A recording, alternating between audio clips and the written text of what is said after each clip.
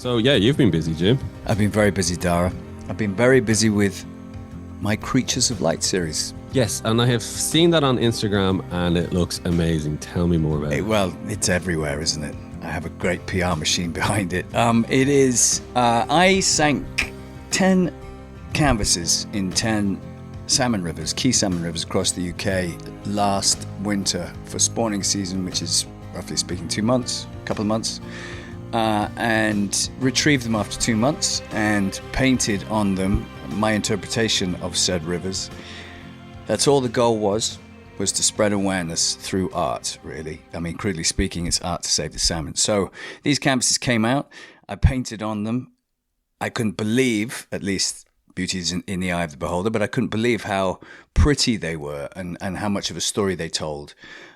And I ended up hanging them in the Royal Watercolour Society Gallery in Trafalgar Square. We're culminating in an exhibition a few weeks ago, and it went great. I mean, we got some fantastic awareness out of it. The story keeps telling itself, and now it's time to find forever homes for these canvases. I've managed to sell 4, I think, so far out the 10 without even trying, which is great. So very, very exciting.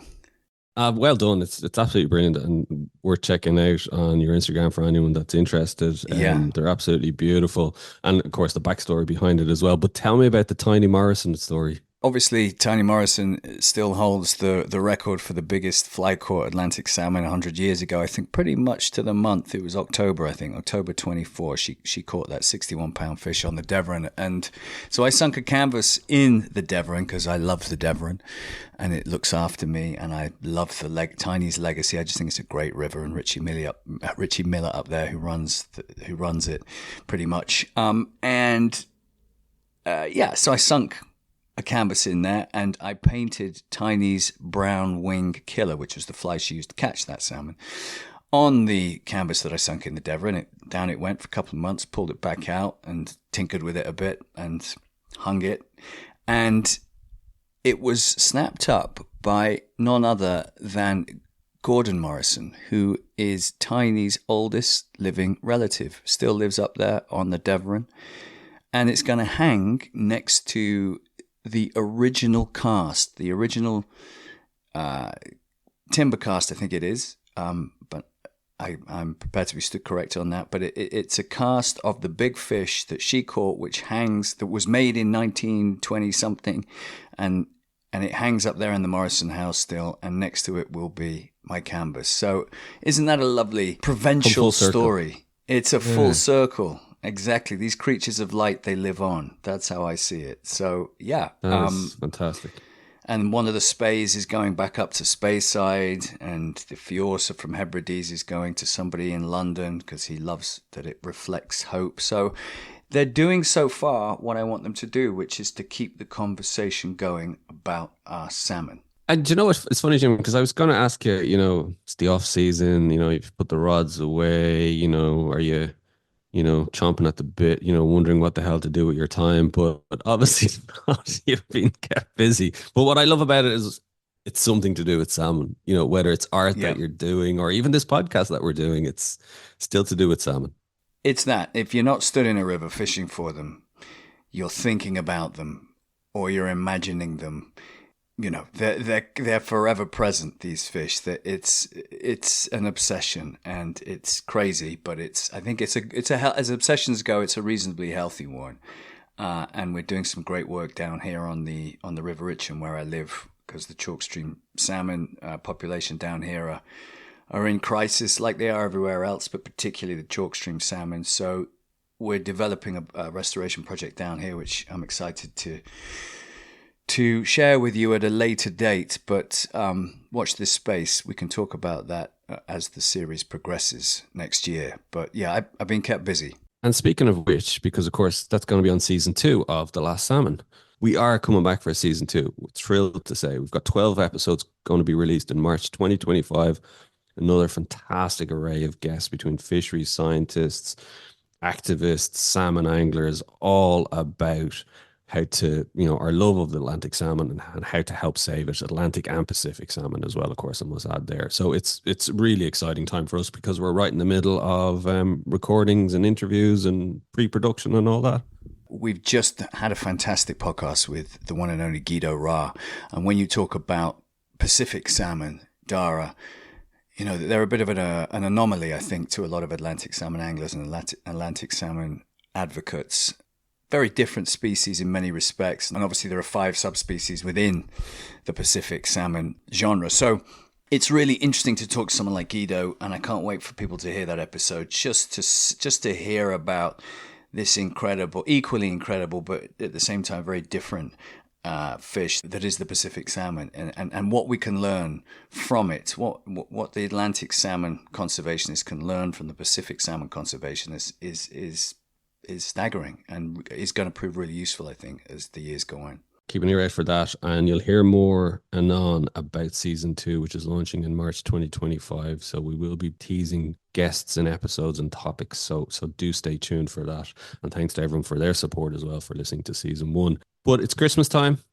Tell us the reason for this Christmas special. What's almost synonymous with Christmas now, sadly, in my opinion, is the consumption of smoked salmon. Not even smoked. People consume salmon in its various guises, Atlantic salmon, should I add, throughout the Christmas period, because we've all been kind of hoodwinked into, by clever marketing, into thinking that it's some sort of luxury food, and we equate luxury food with Christmas, obviously. So we want to debunk that myth, and we want to try and give people an alternative now that we know what we know about the perils of unsustainable open pen aquaculture in the form of salmon farming, at least. So we invited none other than Hugh Fearnley-Whittingstall to come and tell us what he thinks about salmon farming and what alternatives he might offer you to cook this Christmas. Yeah, and it's really interesting, and there's actually some really good ideas there from Hugh because, like you said, people maybe the default kind of setting is to go for the smoked salmon or the salmon at Christmas time. But Hugh is saying, actually, you know what? There's alternatives, really good alternatives there, and he tells us what he gets up to over Christmas. And I think he mentions a bass that he has in the freezer that's going to be making an appearance. So there's alternatives and other great food and great fish food that can be had. And Hugh, of course, was known for, I think it was 2011, his TV series on Channel 4, Hugh's Fish Fight, where he has a long tradition, a long legacy of coming out against unsustainable food production. And, 13 years later, he's still talking about it and making people aware of it.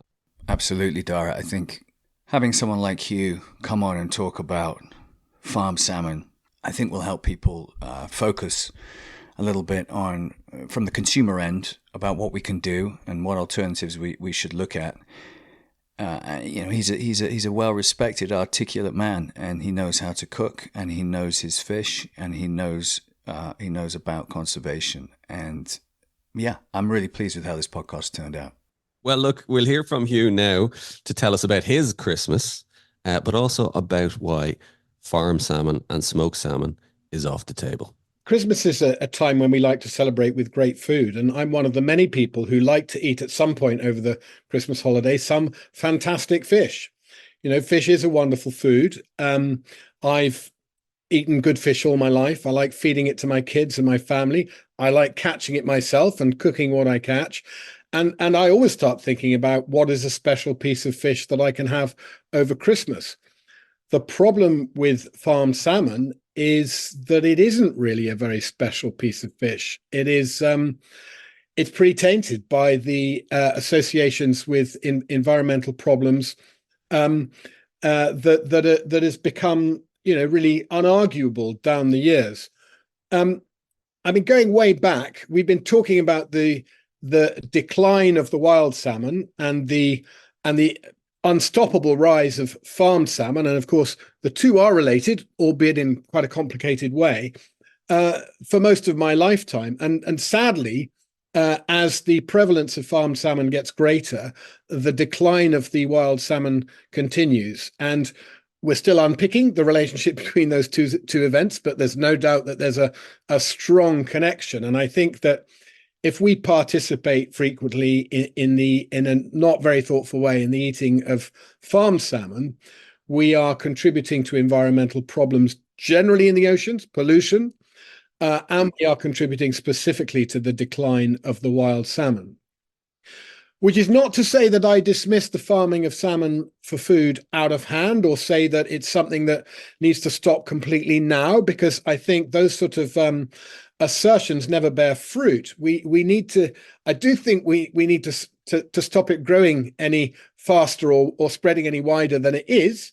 It's already overreached itself considerably, and I think we need to consider some major reforms.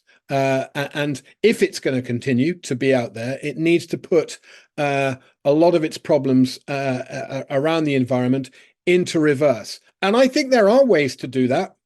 There are systems for farming fish that are not so costly on the environment and still produce relatively inexpensive, healthy fish.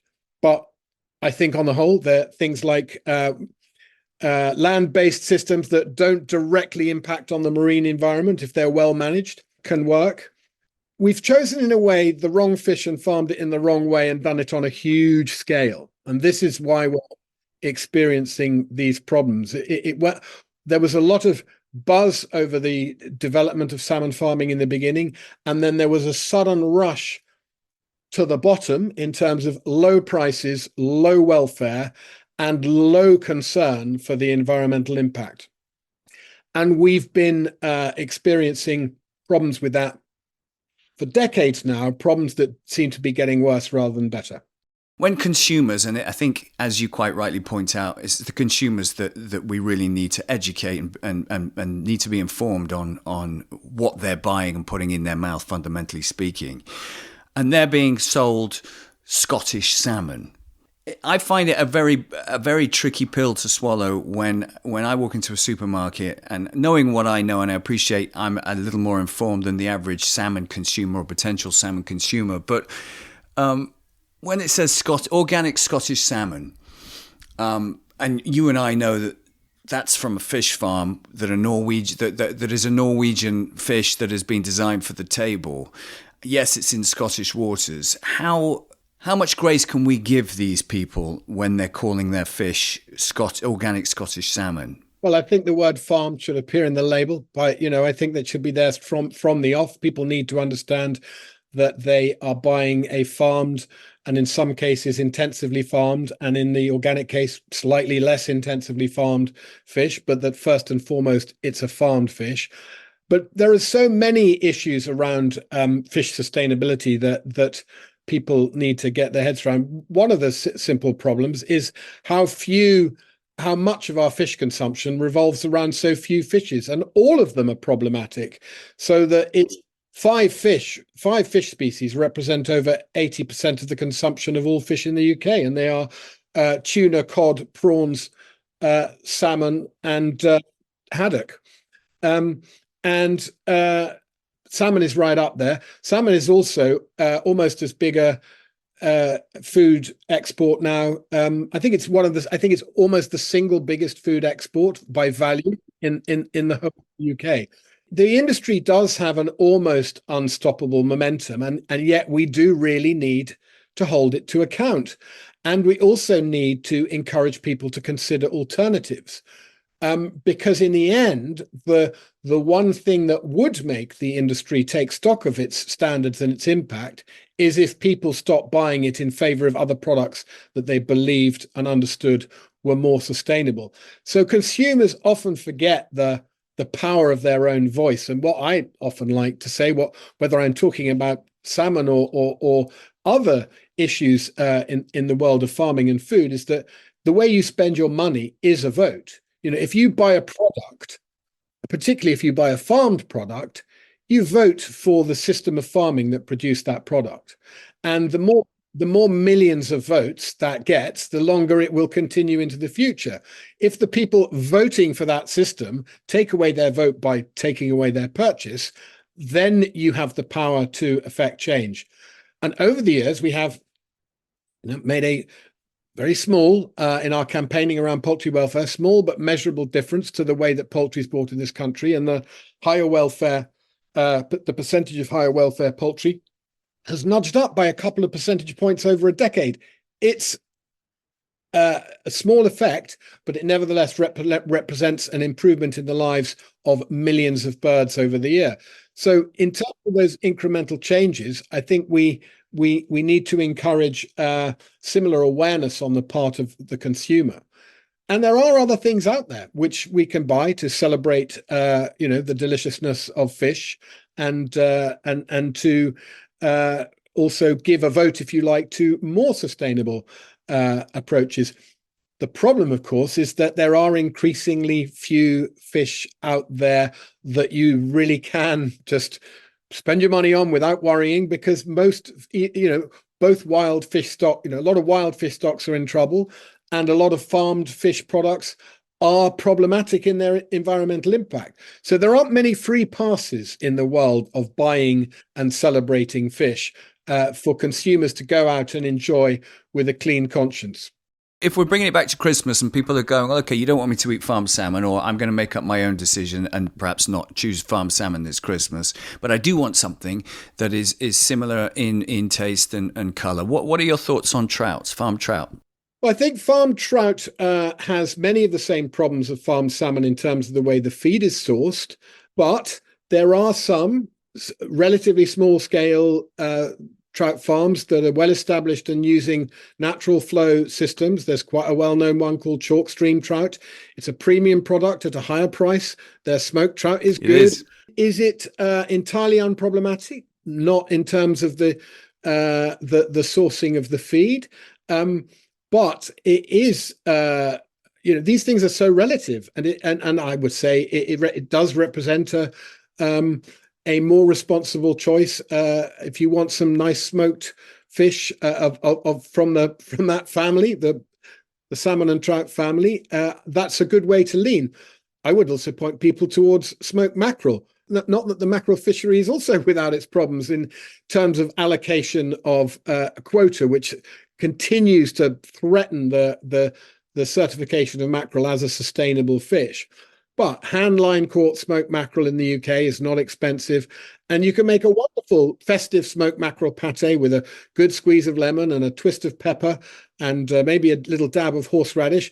And if it's that little special canapé that you want with your Christmas drinks before dinner, or when you're singing carols round the tree, a little bit of smoked mackerel pate homemade would be a great thing to offer your family and your guests. And is that something that might be happening or might be being sampled in your household?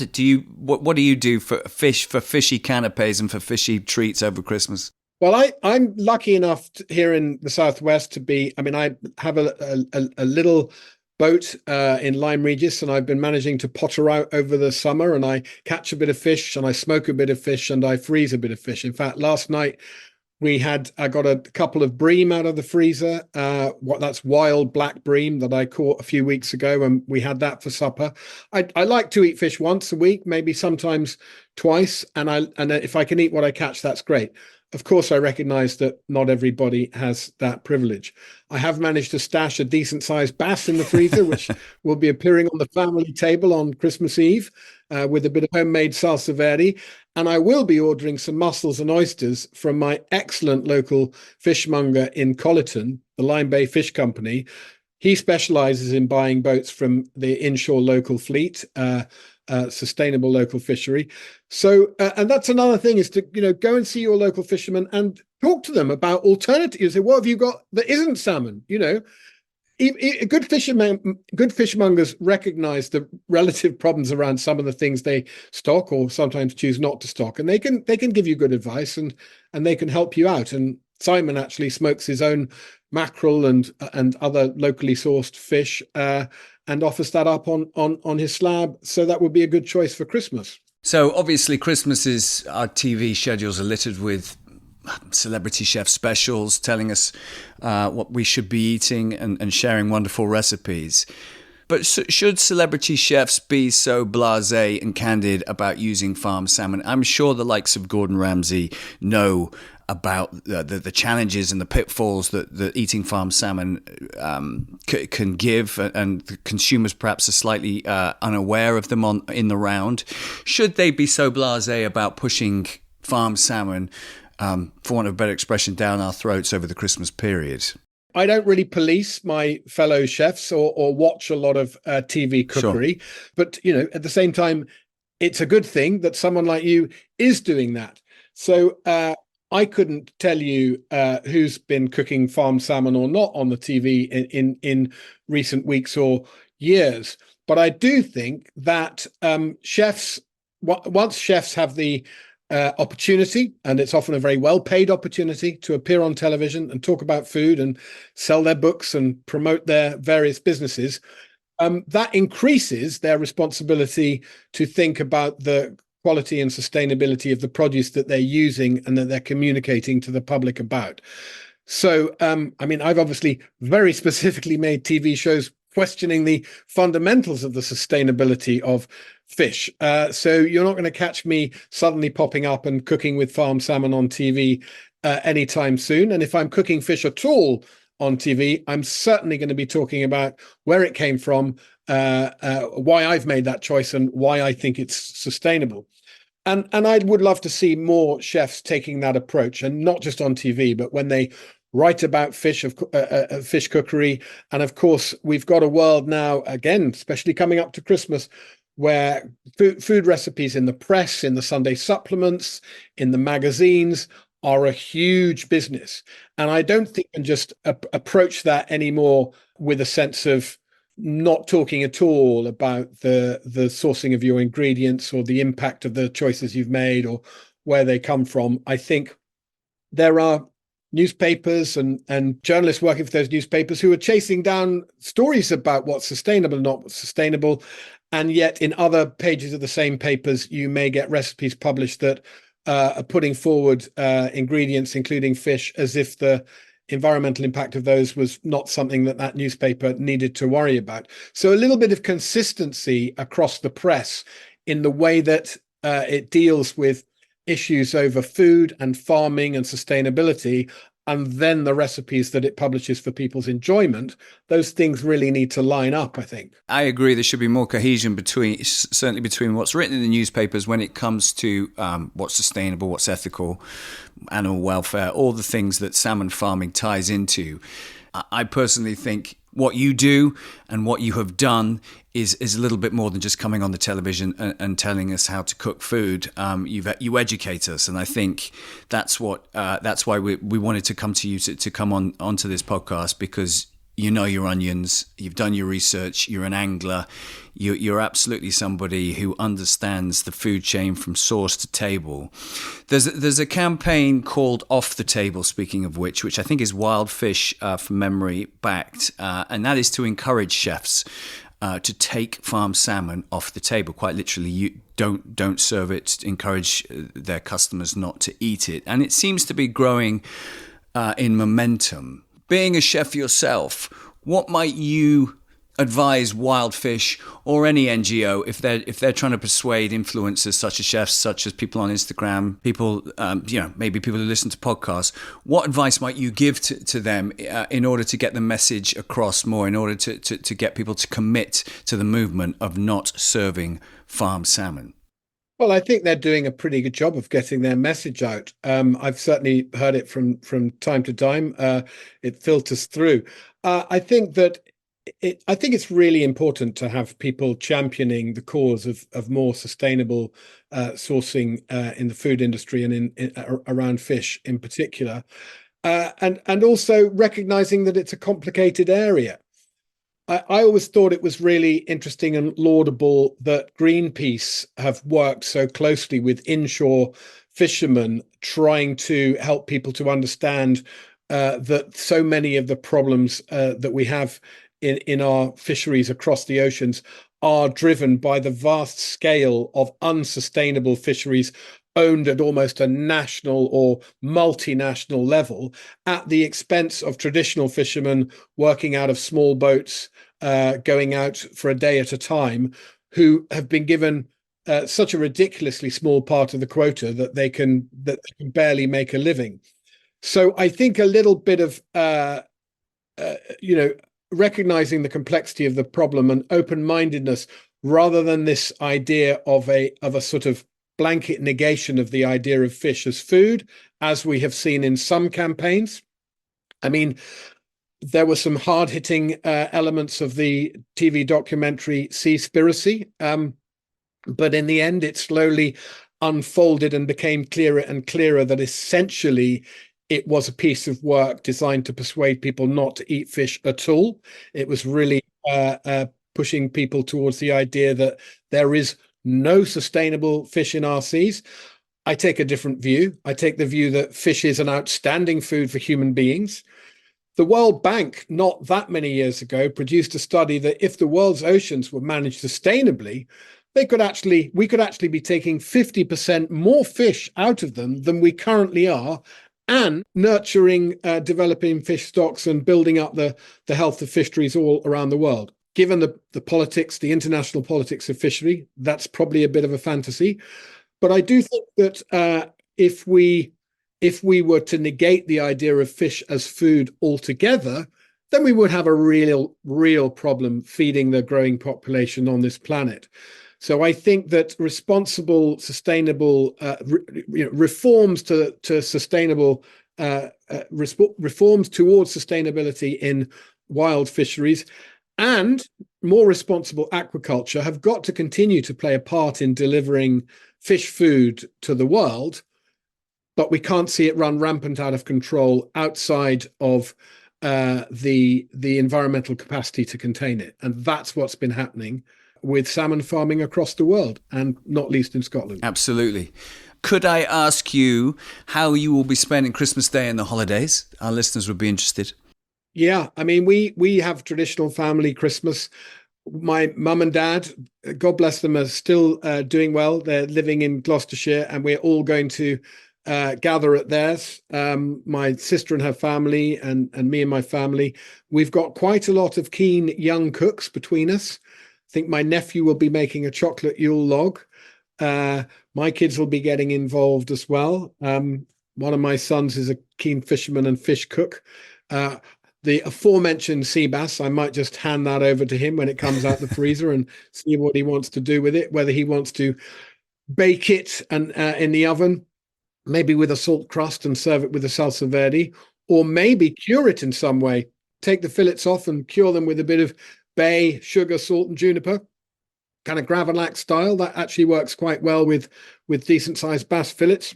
So as you can gather from what I'm saying, food will be prevalent. And will that younger generation, are they aware of salmon farming and industrial salmon farming and the challenges that it pushes on the environment? They would have struggled to get through. I mean, 3 of them have left home, but they'd have struggled to get through their 18 or so years under my roof without being aware that I have quite strong views, and actually with reaching quite a good understanding of them as well. Okay, that's interesting, because I think that's half the battle is educating the younger generation. What Christmas wish would you like to help the wild salmon? Wow. I mean, I think that the decline in the wild salmon, which has recently been kind of reframed as properly endangered, which is extremely worrying, is one of the great tragedies of British wildlife.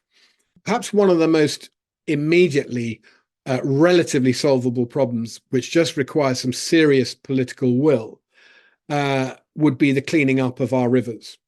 That has got completely out of hand. I was one of many thousands who took to the streets a few weeks ago to march through London to demand that this government delivers on its election promise of taking the issue of river pollution and the pollution of our inshore seas and beaches, and stepping up to do something about it. And there are issues there for on-land farming, because agricultural runoff is a big part of that problem. There are issues for the outrageous behavior of our water companies, who've taken the money and run, basically. As far as I can see, one of the great white-collar crimes of recent years, paid off their shareholders without doing their jobs properly. An absolute disgrace. And there are issues there, of course, for the salmon farming industry to step up to as well, because they do bear a responsibility for that coastal pollution. So if everyone focused on the cleaning up of our of our rivers and beaches, those three areas of all of whom have a big responsibility to do better. It would entail reform and better actions from all of them. So, in a way, that's three wishes, but rolled up into one. Let's clean up our waterways and beaches. Let's offer the salmon cold, clean water so that they can potentially spawn and create bigger numbers and stronger smolts to combat all the issues that they face. I think that sounds like a great wish. Hugh, thank you so much for being a supporter of The Last Salmon. Keep up the great work. Thank you, Hugh, for reminding us that we shouldn't be eating farmed salmon at Christmas or indeed any other time of the year. I think all that's left for me and Dara to say to all of you out there is Merry Christmas and a Happy New Year. And that we can't wait for you to join us back for Season 2 of The Last Salmon in the spring. And remember to keep in the fight for our salmon.